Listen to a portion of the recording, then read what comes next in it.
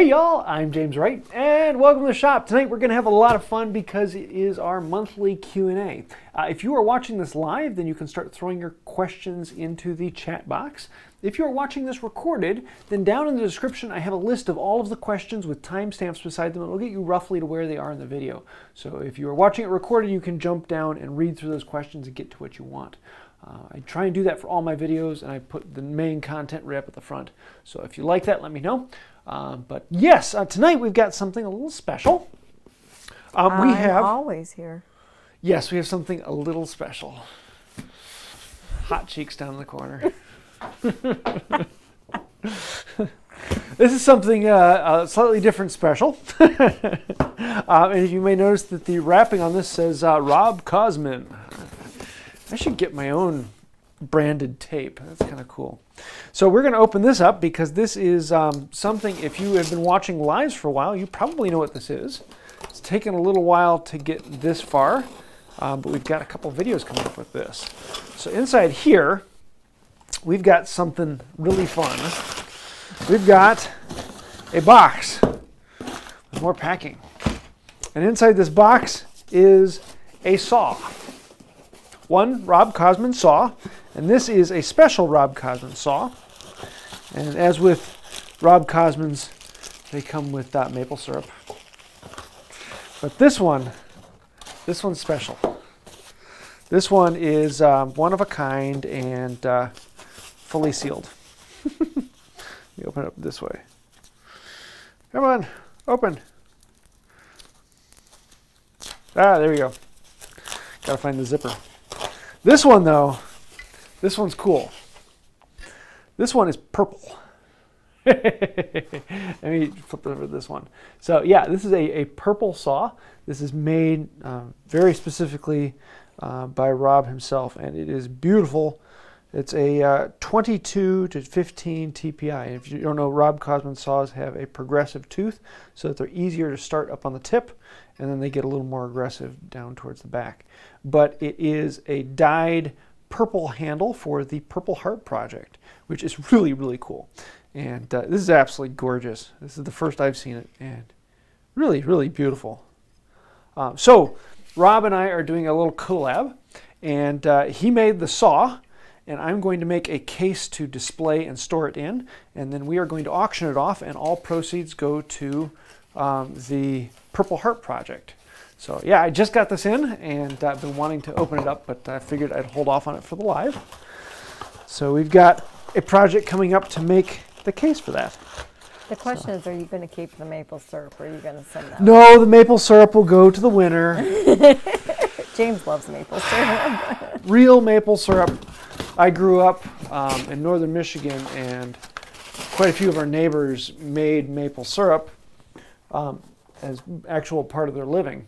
And so we grew up going to the tree, and I'd take a teacup out with me and drink the sap right out of the bucket. And oh, so many good memories. Lots of great flavors. So yes, that is coming up, and I'm really looking forward to making that.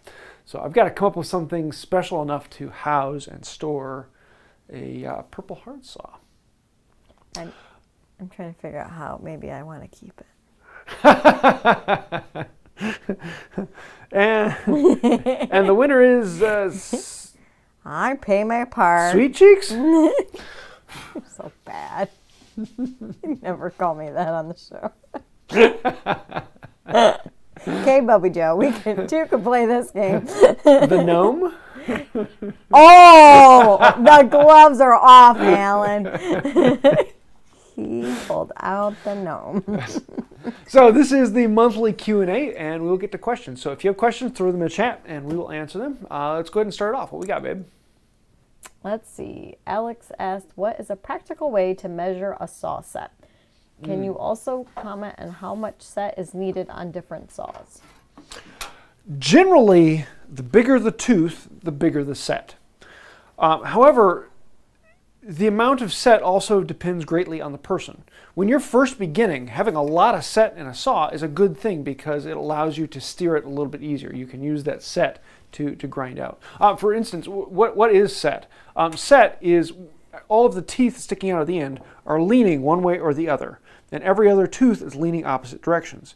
So what that does is it actually cuts a bigger groove than the thickness of the plate, so that the groove is wider than the plate. That gives you a little bit of turn. It also makes it so that the board isn't going to pinch it quite as easily. So you always want your teeth to cut a wider groove than the plate. But the bigger the set, the rougher your sides are going to be. Now, if you have a really big saw, like this hand saw here, this is for ripping just very, very rough. I have a very large amount of set on this because I don't really care about the quality of the finish. On my finer saws, like on my dovetails, there's almost no set in this at all. It's just the tiniest touch of set is all that these need to really do what they need to do. So less set on small teeth, more set on big teeth. Also, as you're a beginner, you're going to want more set because it gives you a little bit more play in what you do. And as you get better into what you do, you're probably going to want less set because the smaller the set, the less wood you're taking out, and therefore the easier it is to push. So as you progress in your skill, you're probably going to want less and less set. As to how much, when you grab your saw set, here, grab my saw sets. There's my lumber. I've got 3 or 4 of them down in here. As you grab your saw set, they all have a number wheel or some way of indicating amount of set. I can't really tell you 1 to 10. It should be a 7 on this particular saw. Just understand that on your set, if you're doing a dovetail saw and you're pretty good at it, you want it on a number 1. If you're doing a hand saw and you're a beginner, you may want to crank it up to an 8, 9, maybe a 10. And so that's just kind of the realm. There is no right or wrong way to the amount of set. It is how much you tend to like. So, yeah, good question on that. Is that a super chat? Yes. No, sweet cheeks. Sorry, babe. No, you're not. Don't lie. All right, you ready for a mom joke? Yes, what do we got? What kind of a... Oh, wait, no. For this one, Alan, I've got the joke for you. Did he just seriously interrupt my mom Yes, joke? I did, because with that comment, you need this joke. The other day, we were getting ready to go to church, and Sarah came out in high heels. I mean, really, really high heels. And I knew Like at that an moment inch. she was up to something. Oh.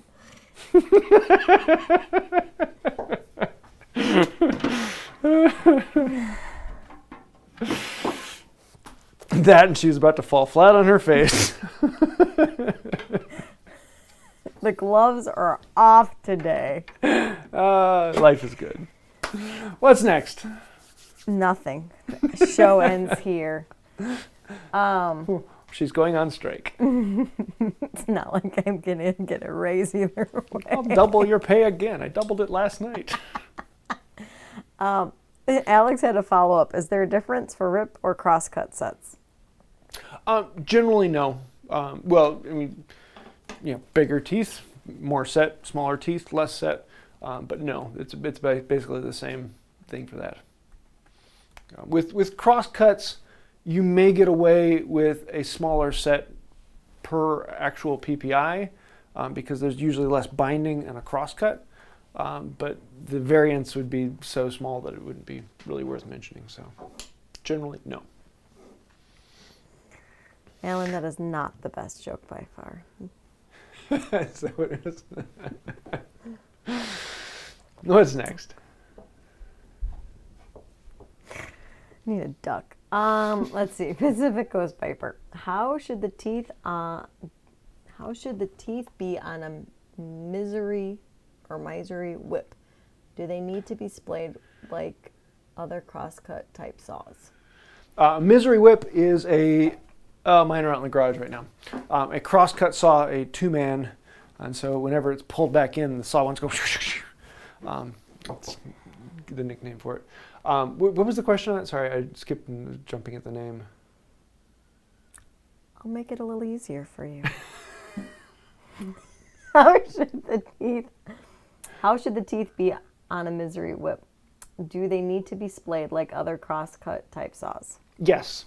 The teeth, the sharp points are still set, and so they usually come in a set of 4, 2 of them leaning one way, 2 of them leaning the other way, and then you'll have a raker coming through. The raker is not set, it stays straight. And so with a large crosscut saw, the teeth in action and function are kind of like having a crosscut and a ripping cut together. You have 4 ripping cut teeth that will come through, and they'll score either side, and then behind that you have a raker that comes through like a rip cut saw, and it removes that waste. So basically, if you imagine a knife coming through and 2 knives cutting one side of the groove and another 2 knives cutting the other side of the groove, and then you have a chisel coming through and removing everything out those 2 knives just scored. And then the next set come through, and those scar either side, and the chisel comes through. The raker is like a chisel, so it doesn't get set. It doesn't get bent one way or the other. But the crosscut teeth do get bent every other direction. And you generally want a good bit more set on that than you would want on anything else. And for measuring set on those, they actually use a spider, which is actually a little jig that's kind of like a go, no go that measures the set on each tooth. If you want to see that, I've got a whole video on how to sharpen a crosscut saw, and I show that. Actually, I don't show the spider in that. I should do a video on that one. But I show setting it. So, yeah. What's next? Let's see. Peter DeWitt asked, can you explain what to look for when determining grain direction before putting steel to wood? I'm unsure how to tell if I'm going with or against the grain before the tool, me, has torn out fibers. Yeah, that's often, it can be very difficult to tell. And you can look at a board and be like, oh, I know the direction of that wood. And as soon as you put the plane on, it's like, oh, no, it's not the direction. So there is no foolproof way to know. Let me see if this would be a good one to I'm show. glad you're finally admitting it. I love you, babe. Usually what I want to do, like if I want to plane this top surface here, I want to plane the edge of the board, I'm going to look at the side face of it, and I'm going to eyeball down along it, and I can see on this that the grain seems to be rising out this way, so it's higher over here. That means I want to plane in this direction. Looking at it from the top, there'd be absolutely no way to tell which way to plane it from. But on some boards, I'm going to look at it this way, and it looks like it's rising this way. And I look on this side, yeah, this side also looks like it's rising that way, so I'm pretty good chance that it's going to plane that way. Some boards, you'll look at it, and one side's rising, and the other side's falling. And you just have to go for it and hope for the best. It's really, really hard to tell. If you're going on the face of a board, sometimes you'll see the cathedrals, and those tell you absolutely nothing. Your brain will say, oh, I see the cathedral this way, that means I need to plane this way, but you can get a cathedral with rising grain or falling grain. They'll both make the exact same formation on the face. So really the best way to tell is to look at the side. And if you just look at the side straight on, it's kind of hard to tell where the grain is going. But if you lean it to you and you kind of pull it a little ways, it becomes a little bit easier to see if the grain is rising or falling. And so usually that's the way I'm going to do it. It's just, even then, you're still going to occasionally come to some where it's rising on both sides. So I'm planing with the grain, and the first plane you go by, it's chipped everything out. And it's like, oh, no, got to turn the board around. Okay. So this question has to jump to the top. No, don't. What? Remind me later. Whatever it's. Oh. So Colin Steele has the important question tonight. Who is the better woodworker, Naruto or Sasuke? I forgot I was still wearing this. You didn't even realize you were still wearing it. I forgot I was still wearing it. It's been very distracting for everybody. Sorry. I put it on as a joke earlier for Sarah. And So who do you think would be the better? Because I have my opinion. Naruto or Sasuke. Oh, Sasuke. Yeah. He takes more patience. You need to be able to actually look at the board and think it through. You can't just blunder into it. But Naruto embodies the journey. And you always say perfection is, what is it? Perfection is a direction, not a location. Direction. I couldn't think of the word direction. Direction, not destination. And you like hitting your head against Sasuke the wall. would be better. Believe it! We're so off topic tonight. Anyways, you can tell what we've been watching. I was just curious.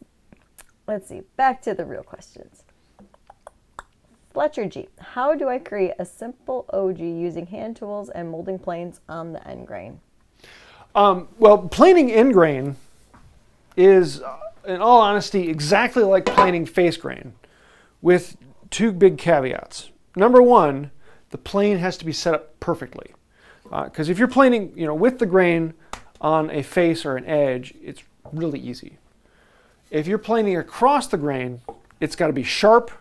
You've got to have it nice and tight. You can't be taking it. You have to be taking a very, very fine shaving. You do all those things, and you'll be able to cut across the end grain just like you cut across the face grain. It just takes a little bit more control, because if it's not sharp, you'll find yourself bouncing all over the place and really not getting a good clean cut. The second thing is, if you're planing across the end grain and you come out the end, you're just going to blow off those fibers. Everything on the end is just going to shear off. So you need to get another board and clamp it onto the end. And so you're going to plane all the way past and through that board. And so the fibers on this sacrificial board will break off, but your fibers on your good board will not. I actually just did that on the flag case. Just did a display case for a flag, and on that I made a bead that went all the way around the box. Well, at some point the bead actually goes through a dovetail, which is the end grain, and so I put a sacrificial piece on there to plane the bead off the end. And so I still end up doing that. If you have the right size block, it's actually best to do, rather than having the board, both of them end grain, it's got a 10 in the end, turn the sacrificial block this way so that you're not splintering off as much of the sacrificial block. It will plane off into the long grain wood. But sometimes clamping something on their long grain is a little more difficult, but it does help. Good question. What's next? It's funny, Pacific Coast Piper and I were both at the same time going, but Kakashi would be the best. Yeah, that's what I was going to say. Kakashi is the... Okay, that's it. We're done. Because we have people who have no clue what we're talking about. Is that better? No, it's very glaring right now. All right. Jose Mejia asked, what crosscut saw should I get? Is that all I had? That's all I have. It depends on how big a board you want. Crosscuts go from the large 2-man for cutting down trees down to, a small simple tenon saw. And so it really depends on what you're doing. The tenon saw is, in my book, the most used saw in the shop. I love this thing. That is my go-to. So it really depends on how much do you want to do. Usually that's the one I'm using more than anything else. I have a couple other crosscuts that I'll use for larger material, but most of the time, the only time I'm going to be cross-cutting with something bigger than that is when I'm rough cutting things down. I'm often going to use my buck saw, bow saw, and this is designed for cutting firewood to length. And big cross-cut teeth will leave a ragged cut, but it gets through it really quickly. So I'll do a lot of this for my rough framing. Just fast, easy way cut. But I do have, where is it? This, a finer tooth. This is what, 10 PPI cross-cut panel saw. And this is when I want to be a little more accurate, or if I'm cutting a panel to length, that's what I'm going to pull out for that. So usually it's going to be one of those three. Hope that helped. If not, let me know. What's next? Okay, hang on. Excuse me. Travis Dusenberry, do you have a preference in scrub planes? Oh, excuse me. Or do you use a converted number 5? Is one better than the other? I have the standard Stanley number 40, and I have a converted number 5. And I have a video on actually converting this one. It was one of my first ever YouTube how-to videos. So if you really want to see sadness. But I use both of them pretty well equally. Because this one is wider, it doesn't dig down quite as far, but it takes a cleaner, wider cut. This one is narrower, and I can get a deeper cut with this one. So if I really want to hog off a lot of material and I don't care about the finish, this is the one I grab. When I'm getting close to it and I want to do a little bit better, but I still want to take off, a 1/16 inch or so, I'm going to grab this one. This thing, I have no problem taking off a full 1/8 inch on some woods. it can hog through wood incredibly fast. But this is great. In all honesty, you don't need this. It's a nice thing to have, but the price of one of these is incredible. Just get a number 5 and sharpen the blade with a big camber on it, and you'll be golden. This will treat you really, really well. The only reason I have this is I got a really good deal on it, and I had to complete my Stanley collection, so you know.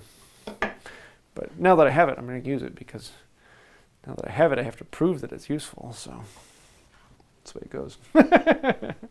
But no, you don't need it. Change a number 5 or number 4, and it'll treat you just fine. What's next? I could have been so naughty.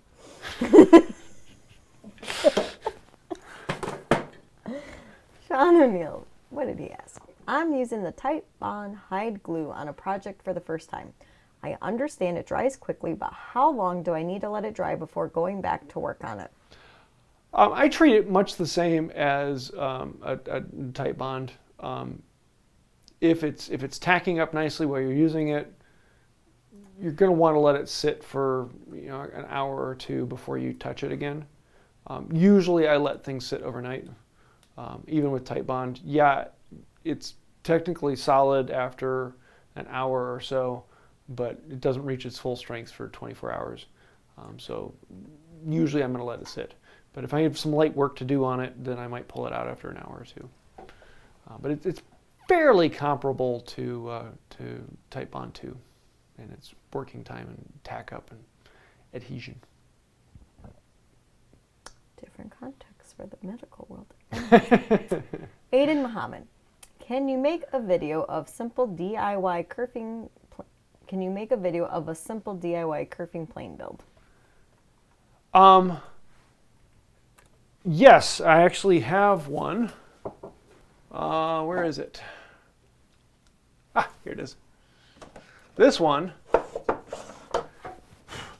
actually comes with a stock non-adjustable fence, which honestly is really, really useful.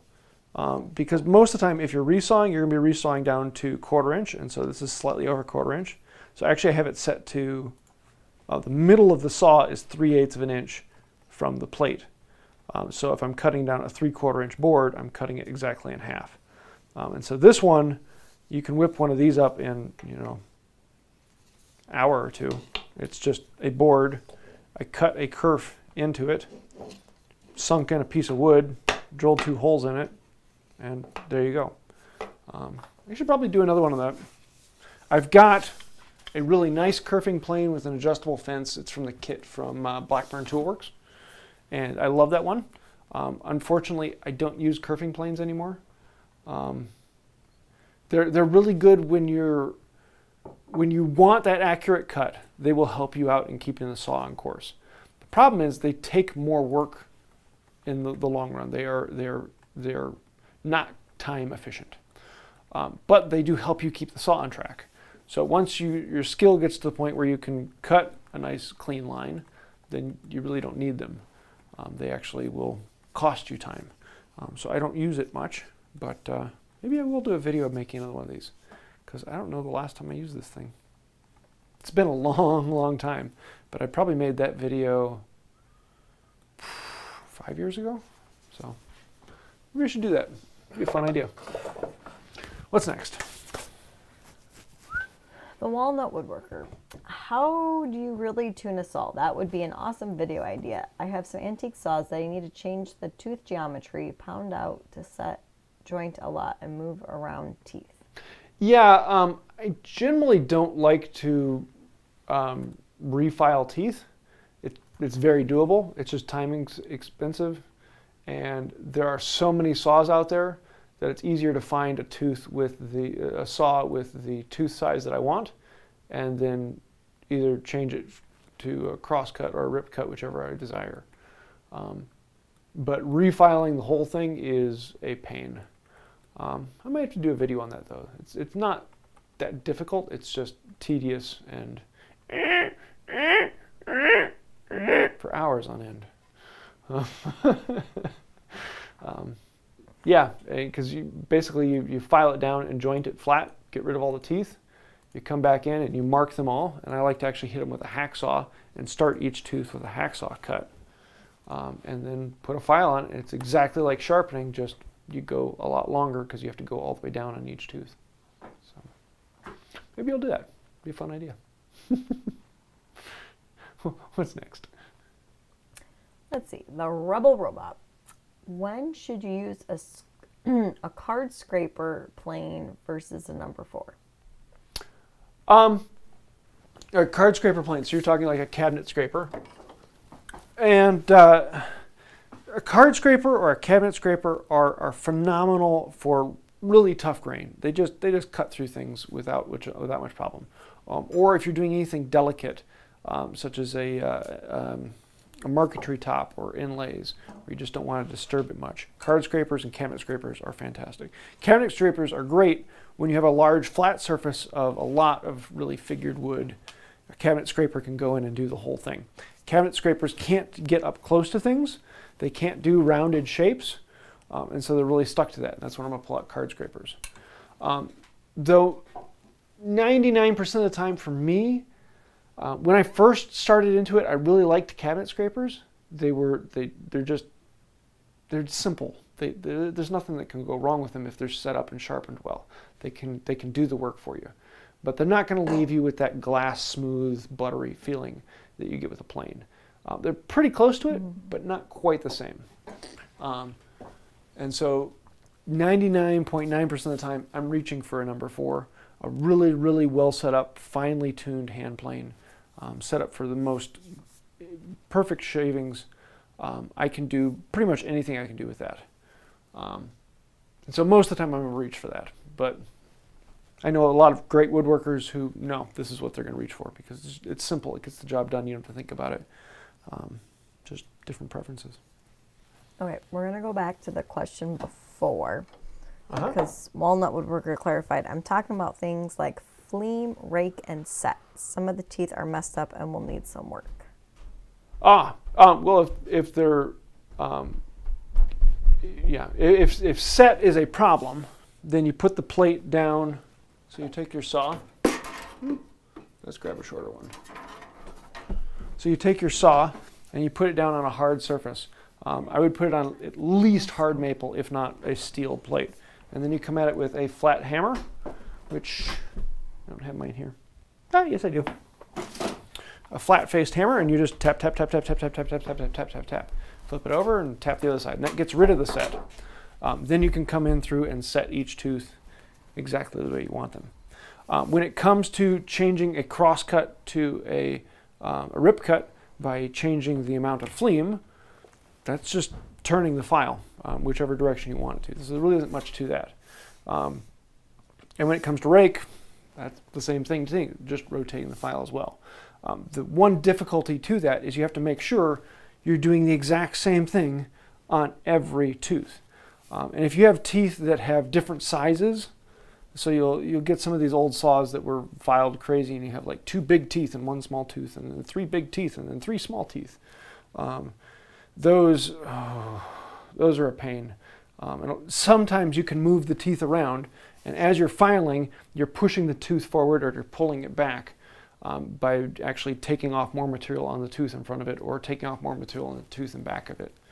And you can sometimes get that to work, but most of the time I prefer to just file it all off and cut new teeth into it because that's a little more simple if the teeth are really messed up. But you can push them around a little bit, and it's usually going to take 4 or 5 whole systems of you push the teeth around a little bit, then you joint them all again, find out which ones are high, which ones are low, then you push the teeth around a little bit and then you joint them all again, and you're ended up sharpening it 4 or 5 times, and you can push them around a little bit to get back to what you want. But it's a long drawn out process, and it's not terribly fun. But yeah, maybe I'd do a video on that. I'll have to find a saw. I'm pretty sure I have one in stock that's horrible. I'll think about that one. What's next? Well, Isaac super chatted. Thank you, Isaac. Oh, thanks, Isaac. If you have a question, What's that? let us know. There isn't a question, but Just let him know. Oh, Oh, there's the question. How can I keep the bits from falling out of my brace? If you're talking about the square bits, where am I? I'll grab this one. So if you have a tapered square, one of the standard auger bits, these are designed not to fall out because they have the shoulder that locks inside. It's still kind of fuzzy. Is it? There. That's better. So they have the shoulder that locks inside the brace. And so if the chuck actually comes around and grabs it on the other side over here. And so this will stop it from falling out. So if you have a decent chuck, that's the problem, that they're not seated all the way back in there. But on some of them, like this one is a pain because it doesn't actually grab the shoulder. It just goes in like that.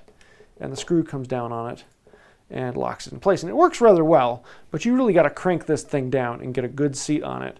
But even then, every now and then it's going to wiggle out of there.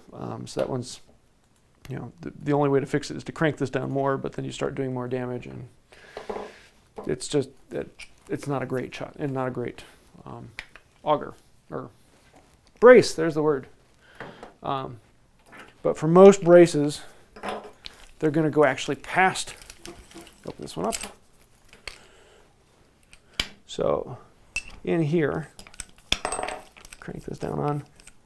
The jaws come out here, but the jaws, actually let me take this apart and clamp it and show you what it looks like inside. That'll answer things a little bit better. And we open and we open and we open and we open and we open. Can I do my mom joke while you do that? Yeah, go for it. What kind of a PDF program does a Jedi use? What? Adobe One Kenobi. I like that one. I knew you would like it. Okay, so we're going to push the jaws out of here, and wow, that one's a mess. And what happens is inside here, in the jaw, there is this gullet that the triangle fits down into, and it clamps down on like that. And so this cannot come out, and it clamps the shaft that way. And if this jaw is big enough, this small triangular space right there, then, let me grab one of these. If that small space on the tip is big enough, then you can actually put in a hexagonal bit and it will clamp on like that. But if that small space isn't big enough, then these tend to tip around inside of there. And so that's what holds them from coming out, is that right there. So if yours doesn't have this edge to actually grab the shoulder, then there's problems with that. So I hope that answers your question. But there are hundreds and hundreds of types of chucks out there. It's an incredible thing where there are all sorts of patents from all throughout the years. And every time I'm like, oh yeah, I know them all, then another one comes along. Oh, I've never seen that one before. So yeah, there's lots of other types out there. What's next? Let's see. Apillicus. I'm having trouble hand planing a board. I'm using a number 6, but seem to be chasing around the board. Can I joint it with a bandsaw, or how can I use the plane more successfully? Chasing around the board. Why don't you describe that a little bit more? Because it sounds like you're trying to square up all 4 sides around the board. And if you're chasing it around the board, then your problem is that you're chasing it. You should never chase it. Start with one face or one edge, true that up, make that edge perfect, and then you can measure all of your other faces off of that edge, and you just make it perfect to that edge, rather than making one better and then making the next one better and making the next one better. Unless you're talking about, I could be interpreting it wrong, that you're chasing it around the face of the board. And you're taking off more here and then taking off more here and then taking off more here and then taking off more here. And that's actually a fairly common beginner problem. And usually the problem is that you're taking off too much material. Set your plane a lot lighter, and sometimes you'll find that when you set it lighter, now it's not taking shavings. It's like it's skipping across the top, and that's just because it's not quite sharp enough. And honestly, that's a really common problem. Someone thinks it's sharp enough, but until you've actually felt what real, true sharp feels like, there's always another sharp to get to. But yeah, take off a thinner shaving and just hit the high spots. Don't feel like you have to take a full shaving from one end to the other. Just hit one area until that area is down to where it should be. And then find the next high spot on the board and just hit that area. Don't feel like you have to take full shavings. Just hit the high spots. That's what makes jointers great, is that they only hit high spots. Because if there's a high spot here and a high spot here, the mouth is in the middle. It's not going to cut anything because it's riding in the valley. But when it gets to the high spot, now the mouth will cut that high spot off. And so this, if it's registering well, will only cut the high spots. Yeah, that's the best advice I can give right off the bat without knowing more, is only take the high spots and take a thinner shaving. What's next? Let's see. Hugh the Maker. Wood body versions of the scrub plane narrow body are cheap to get and... Oh, wait, what? Is this a question? I thought it was. Are cheap to get and don't need fine adjustments. They're a good option if you don't normally use wood body plane. Maybe he was answering a question. Yeah, I think he was answering the question earlier. That's actually a very good point. Is you can get a brand new wooden body scrub plane that are far cheaper than the metal scrub planes. And honestly, I find that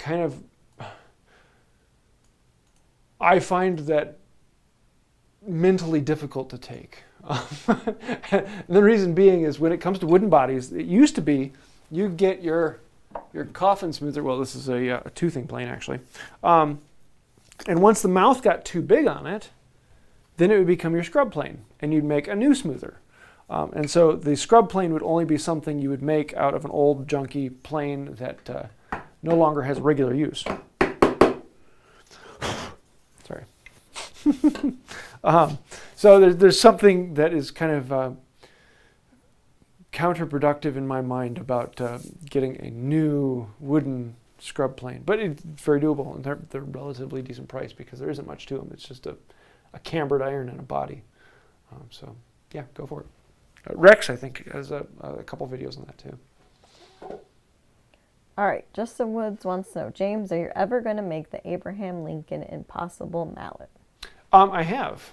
I gave it away to a friend. That was a video. That was really soon after I started the channel. I'll have to look that one up. I didn't call it the Abraham Lincoln. I think I called it the excuse me, backwards dovetail mallet or something like that. It goes by a ton of different names, and I personally kind of cringe at when people call it the Abraham Lincoln mallet because it really doesn't have a direct connection to him, but for some reason it got that name. I can understand the impossible dovetail, but yeah, there's a lot of different ways to make it. A lot of different ways, a lot of different names that it goes by. So maybe I'll have to do another one of those. I know Third Coast Woodworker, he did one recently, so I guess it was about 2 years ago. What's next? Troy just super chat. Now that fall is here, does the Cocoa Fund need replenishing? Always, Troy. Always. So thank you. Okay, ready for my mom joke? Yeah, she doesn't have enough in Cocoa Fund, so now it's tea in her cup at the moment. Yeah. All right. What do you call an Egyptian tomb filled with chocolate and hazelnuts? I don't know what. The tomb of Pharaoh Rocher.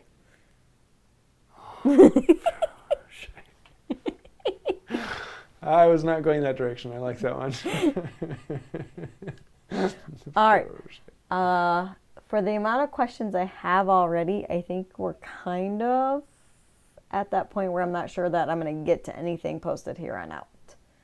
So just FYI. Cool. Mike Evans, what TPI is best for kerfing planes? Big. My favorite is the one from Blackburn Toolworks, and it is huge. It is like what, 4 TPI? It's big. He's got these rounded gullets on here, really heavy duty teeth. I've sharpened these ones a few times so the gullets aren't quite rounded. but he actually hit the inside of these with a rat tail to make the gullets bigger. The problem with a kerfing saw is that you're never ejecting the chips from it. So if you are regularly cutting a board, let me grab this one. As it comes through the board, all the chips that were cut inside can then be ejected when it comes out the other side. And then as it comes back, all the chips can be ejected out the other side. Well, if I'm cutting this way, and the board is longer than half the length of my saw, as the saw goes back and forth, there's always a section in the middle of the saw that never leaves the board. And so that section in the middle of the saw will just get loaded up with sawdust. And that sawdust has no place to go, and it starts to compact the saw. And either it will start to lift the saw out of the cut as it builds up underneath, or it will build up on one side of the plate or the other, causing the saw to turn. So if you get too much sawdust in there, it will clog it up. Now when that comes to a kerfing plane, that board is much longer than half the length of the saw, and so all of those teeth have to fill up with dust. And so the problem is you have to make sure that you let the saw travel all the way out, and as it goes, it has to have space for that dust to fill up inside the saw. Otherwise, it's just going to clog up on the plate and cause the plate to move around and jam up the saw. So either you have to do half the board and saw from here and eject the dust halfway through, or you have to make sure you go all the way through the board and make sure that you clean it out as it comes back, and then start the next one and then clean it out again. So big teeth and big gullets. The bigger, the better in almost all cases. Hope that answers the question. That bit's bigger than me. What's that? That bit's bigger than me. That bit?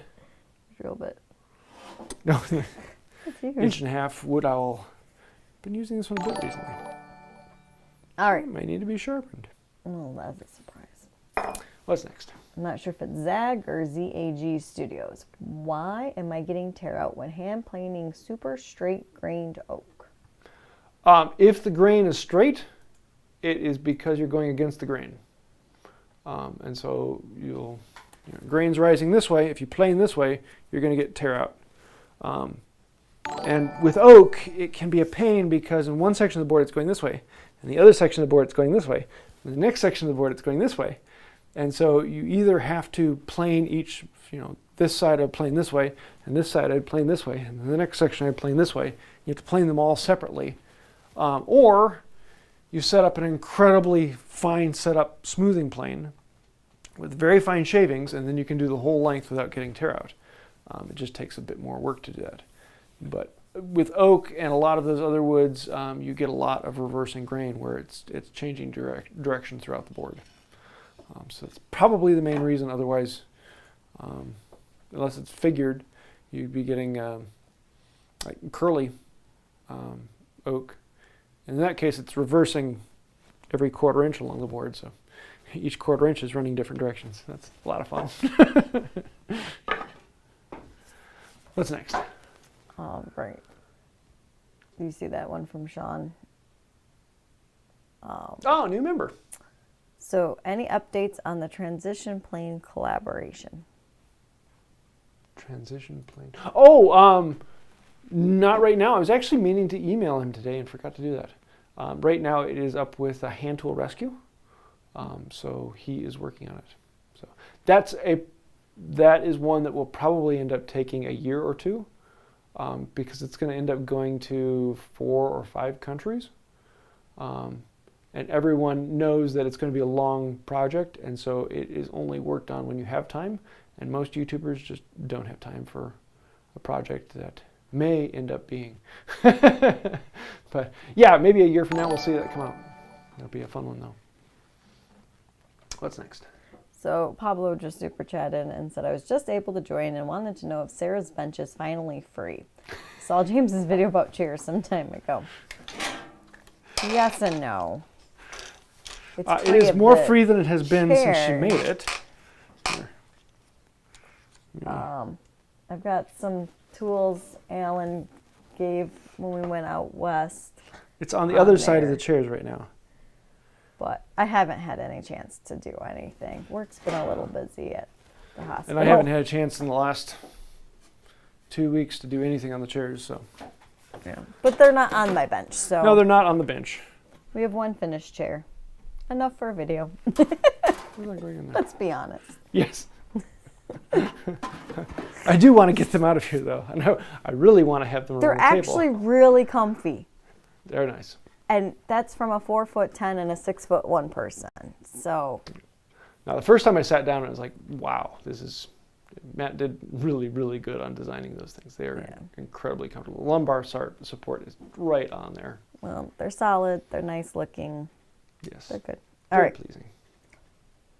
What do you call a grandma that's 80% Irish? What?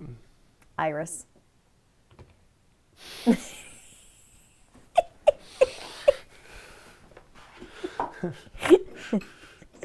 Yes, that is your joke. What's next? I've been up since 4:30. Be nice. Jose Morel. When hand planing hickory, how would you approach this? Yes, hickory. Bad memories. Hickory is a wood that I really don't want in my shop again anytime soon. It is incredibly difficult and does not provide the benefit that you get from oak, and just doesn't look as good. And it's annoying. Hickory is a very stringy wood, very hard wood, very dense wood.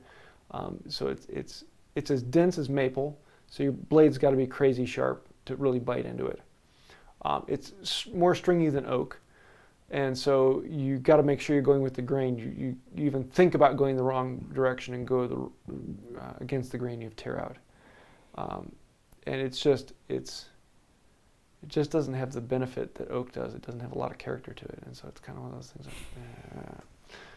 But I mean, in all honesty, to work it, tools have to be sharp, and they have to be really, really sharp, and they have to be sharpened a lot because it's very hard. They dull quickly, and you've got to take more patience with it. Thinner shavings and more sharpening time. It's something you have to understand. It's going to take more time to do.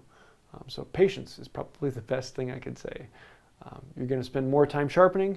You're going to be spending more time planing because you're taking thinner shavings. It just takes a little bit more to do. So, yeah. Okay. I am going to go out of line in the question, out of order, because the way this question is written is amusing, and I would like to hear your answer. Here we go. So, RebelRobot asked, James, how did you get your wife, Sarah, I need to, is there more? Do I not know something? Into woodworking. Every time I mention wood, I could use the glaze for my wife's eyes to seal a picnic table. I'm sorry. That was a great line. I like that one. I hope she's not listening. Yeah, I think the thing that Sarah saw is that it was YouTube was actually providing some income to the family, and so she wanted to get involved with it. Is that right? Yes and no. That's why I started doing the lives. To get into woodworking was to find something to do together. If you do it together, you keep them at home. That's all I'm going to say, ladies. And anything you can do, I can do better. So, he's roped me into a lot of things I didn't know I'd ever do. Her bucket list is not her bucket list. Turn it over and stand on it. Anyways, so RebelRobot, I hope that answers. He didn't push. And you've been doing this, what? Well, it's been almost 6 years now. Woodworked our entire marriage, but 5 years is YouTube. Actually, it is October. It's 6 years. This month I started YouTube. So, I think the nice thing with hand planes is it's not loud, and I don't worry about losing fingers. Yeah. So. Probably the best thing if you want to get someone addicted to curls is give them a spoke shave and a stick and say, hey, make the stick smaller. Because it's one of those fun things that anyone can do, and it's very enjoyable to make curls out of that. Yeah. At least the kids get into it that way.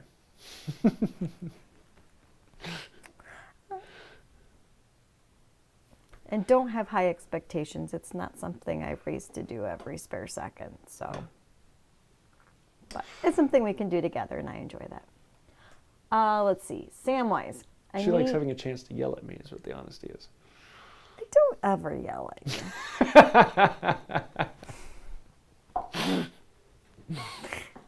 you. Okay, she growls politely. Anyways, I may mumble. No.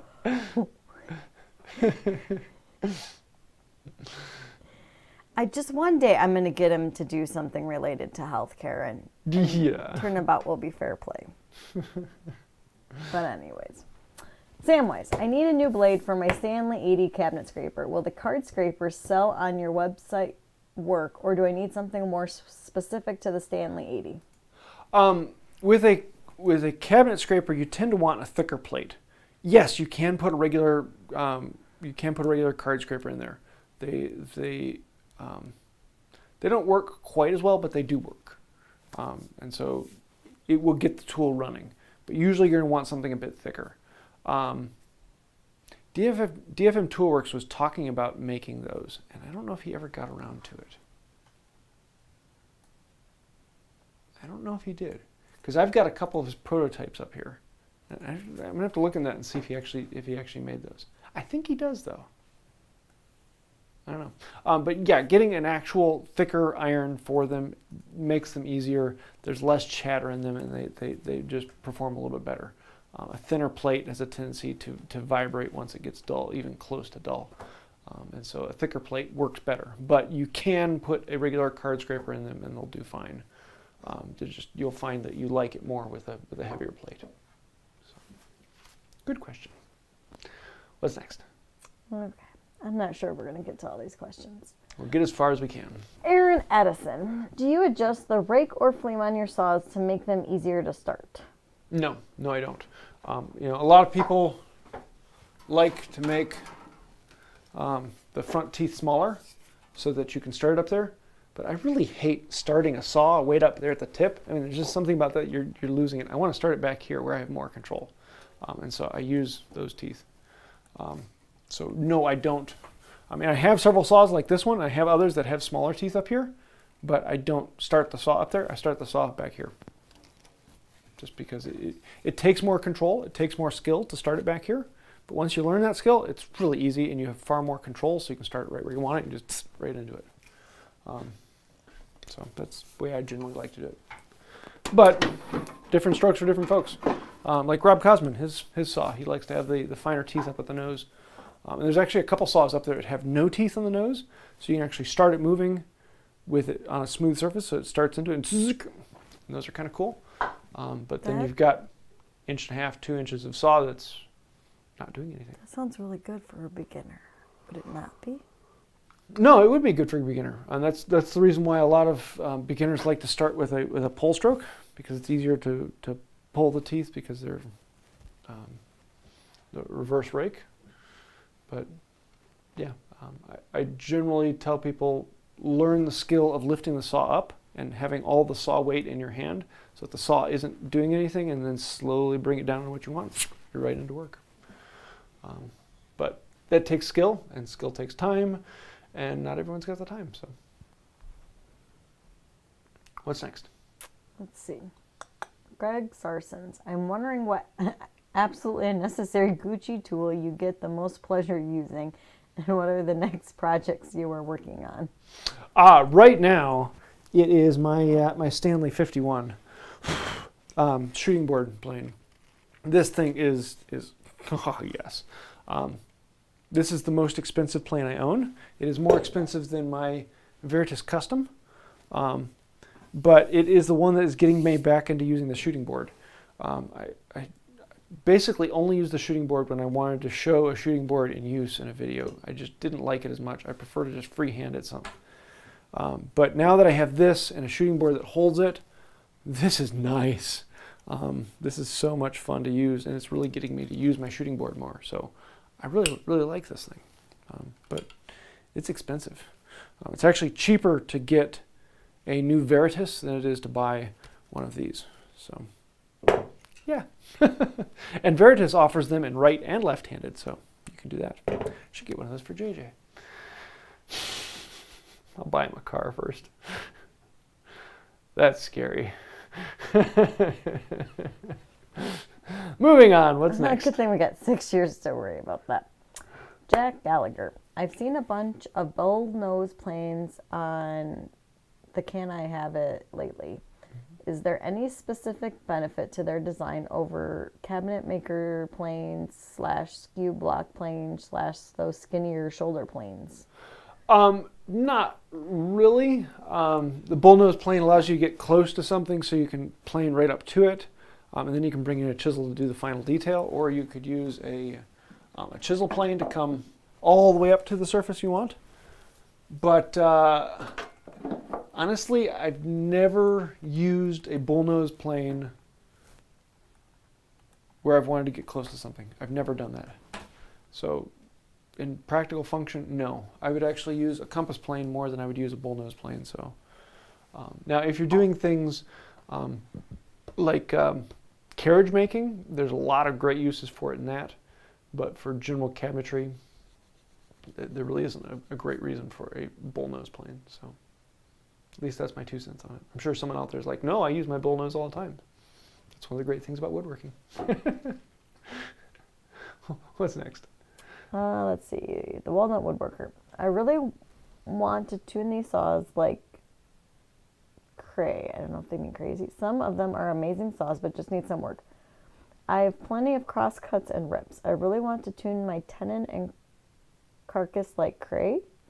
How much set do I put in? How much rake? How much fleam? I want to put in as little set as possible. If it's cross cut, it has fleam. If it's rip cut, it has no fleam. Rake depends on you. How aggressive do you want the saw?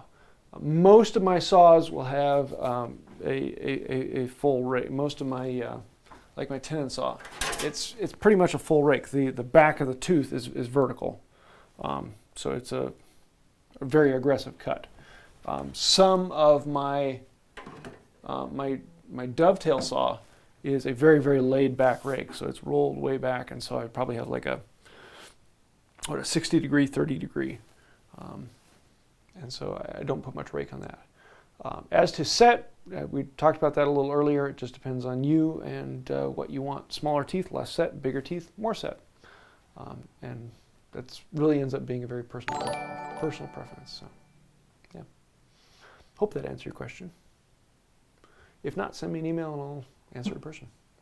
What's next? The RebelRobot? Let's see. RebelRobot. No questions. Thanks, guys. You're great. Watching your channel has helped me improve my skills and build appreciation for hand tool woodworking. Well, thanks, man. We'll keep them coming. So, what's his mom joke? What font do they use for the letter noodles in alphabet soup? What? Times New Ramen. Ramen. Yes. Ramen, I like that. I like that a lot. I was thinking sans something and I could come up with it. Okay, one more. What we got? All right, well, Rebel had one more question. Oh, do you? Okay. I want to buy a joiner plane, but they're expensive. Are there any brands that can be turned into a usable tool like Grizzly? Grizzly, I've had really good and I've had really bad. You're rolling the dice with it. Yeah. So generally, I'm going to say the cheapest I would regularly recommend would be the Tay tools. Just understand the iron that they come with isn't the best, but it'll get you going. But the plain body itself will treat you well. They're decent. I mean, they're not the best in the world. I mean, you're getting a lower end plane, but they will function and they will do you well. I actually have a video showing how to take a Tay Tools number 4 and turn it into a high end smoother. So that's usually the cheapest I'll go. Yeah. Though I have to say, if you're willing to do the look around, you can usually find an old Stanley number 7 for $50 to $80, depending upon where you are. I'll regularly see them around $50 at MWTCA meets. So that's usually the cheapest option to go, but a little harder to find. So good question though. And as always, you don't need a jointer. A jointer is, I don't use them very often.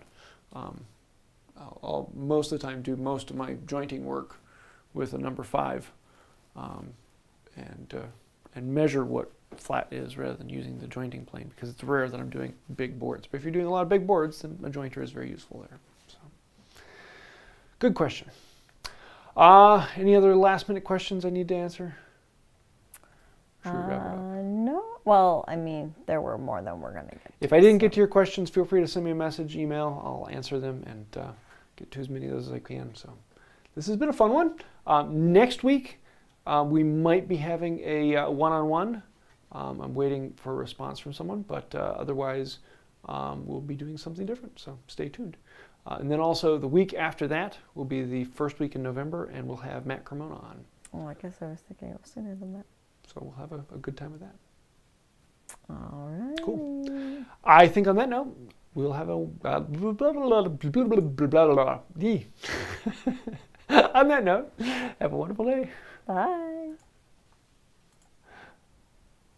All right.